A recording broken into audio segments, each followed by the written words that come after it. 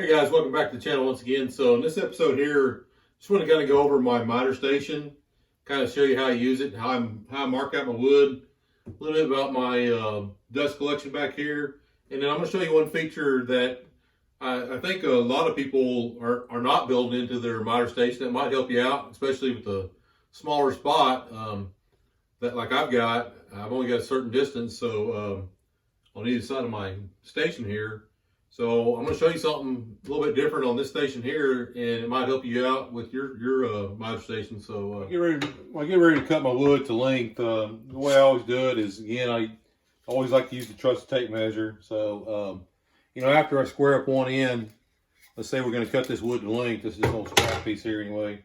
But once I square the one end up and I need to cut the length, the way I mark it up is, let's say I want to cut this board here down to 13 inches, is I'll mark a straight line right at 13, and I'll usually put a couple in there, and I mark it towards the center, not the edge. And the reason I do it to the center, you'll see here in a minute, when I lay my wood down against my saw, if you mark it to the side here, to the inside, and it's up against the fence, you may not be able to make sure it's as accurate. So now I've got it marked there.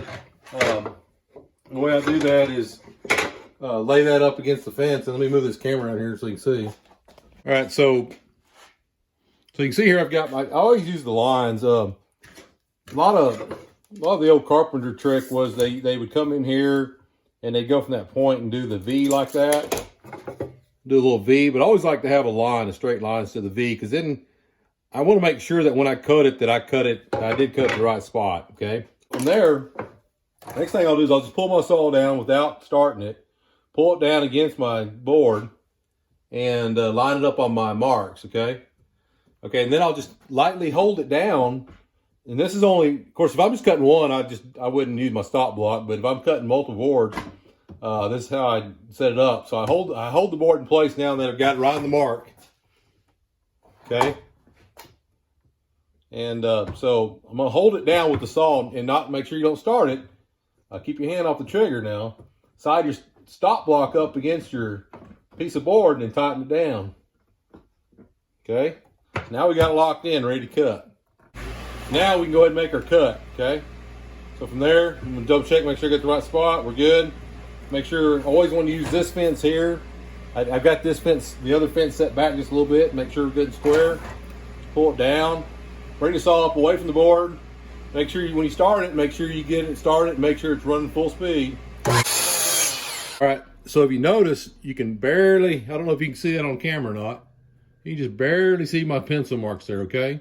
So that means I cut on the right side, and I didn't cut, if I cut my pencil marks off, I probably cut the thing too short, okay?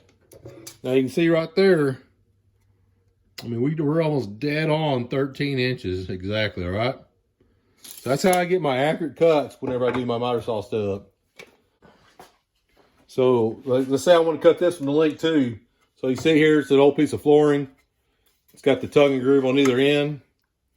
Okay, let's say I want to cut this from the length, and I want this piece here because it's got some stuff here on the end. So I'm gonna take this here. If you notice, I'll flip my stop up out of the way. Now I can take this in here, and we'll cut it. Okay, we get it squared off, and then I can flip my stop block down now, put that board up against there, and cut the length. Okay. So now we've got this one cut, and let's see how close we are to 13. And look there. I mean, that thing's dead on 13 inches, all right? So that's how I use my stop blocks. That's how I mark up my wood. Do I get accurate cuts every time? So, okay. Next, I'm going to show you how my dust collection is set up.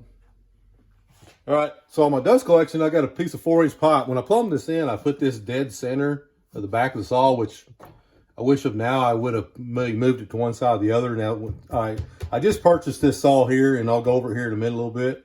But I have a piece of pipe that goes down. I don't know if you can see it, but it goes all the way down to the bottom.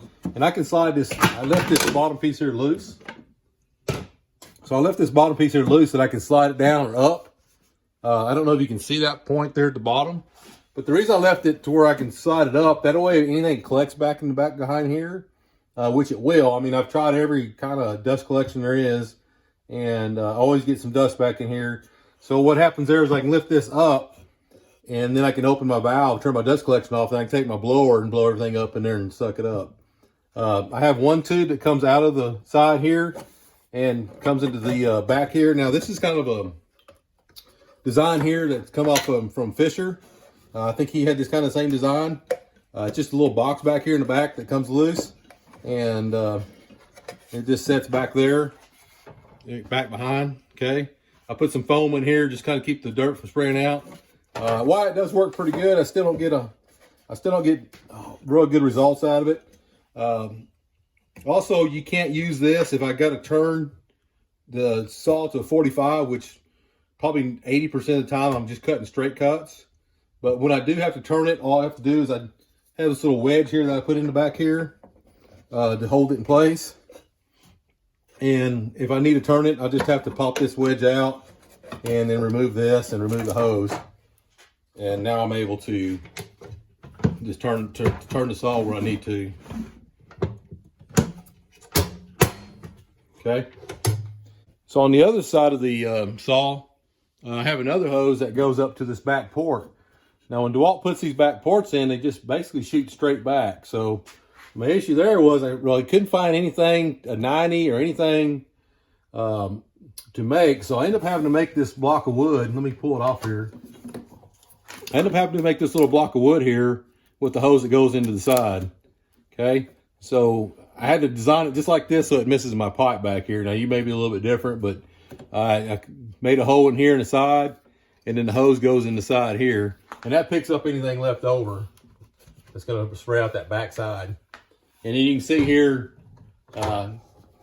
what comes out the side there, how it works great without interfering with anything. Again, like I said, that being straight out the back, it's kind of difficult, especially if you've got a wall behind you, to maintain the dust collection back there.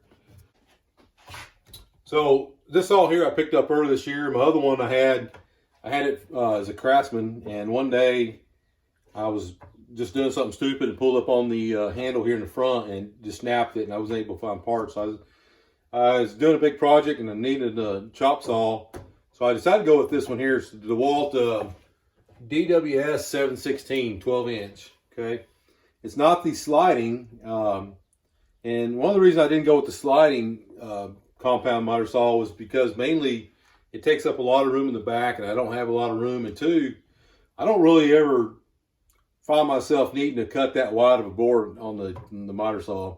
If I cut something that wide, typically it's either on the table saw with the table saw sled or some other method. But typically here it's usually 2-inch, 3-inch, maybe up to 6-inch wide. And that's about the widest I ever find myself cutting on this.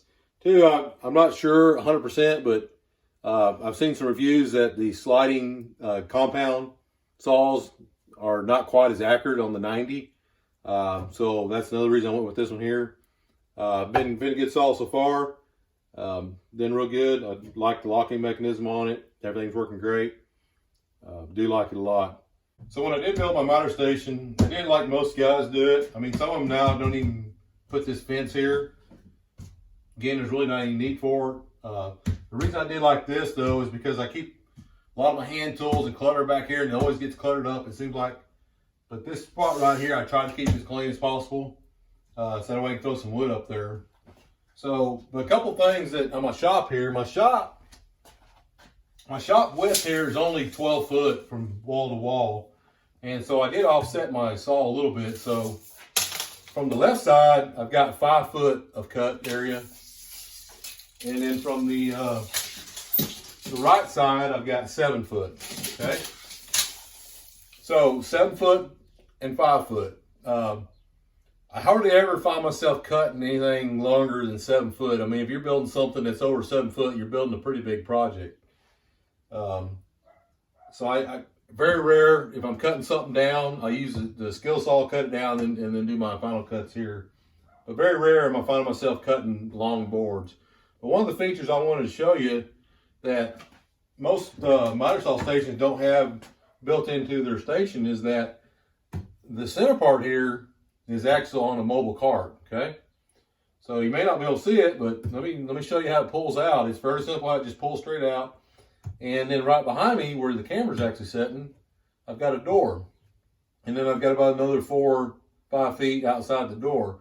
So if I have any longer board, say I'm doing something, cutting molding or whatever, I can actually slide the whole miner station out on the mobile stand. Or if I want to slide it out, take it outside, if I'm doing a fencing job or something like that, I can slide it outside and use it that way. So let me show you how this thing slides out. Okay, so like I said, this center part here will slide out. It's on a mobile stand. So all I've got to do to disconnect it is first I pull out my dust collection here, and then pull out the other hose, and then from there it just basically pulls straight out. Okay. So at that point, then we can pull it out. We can unplug it, pull it all the way out, move it where we need to, and do what we want. So the way I have this built is the cart is about a 1/2 inch, maybe 3/4 inch smaller than the hole, be able to get it up in there. Then right here on these sides, I put a couple pieces of hardwood here, and then put a taper on it, okay? So once I shove it in there, once I shove it back in there, once I get this all the way to this point, it locks it back in place to keep any wiggle out of it, okay?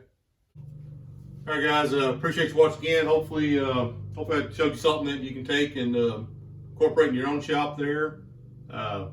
We do appreciate you watching these videos, and thank you again, and we'll see you on the next one. Bye.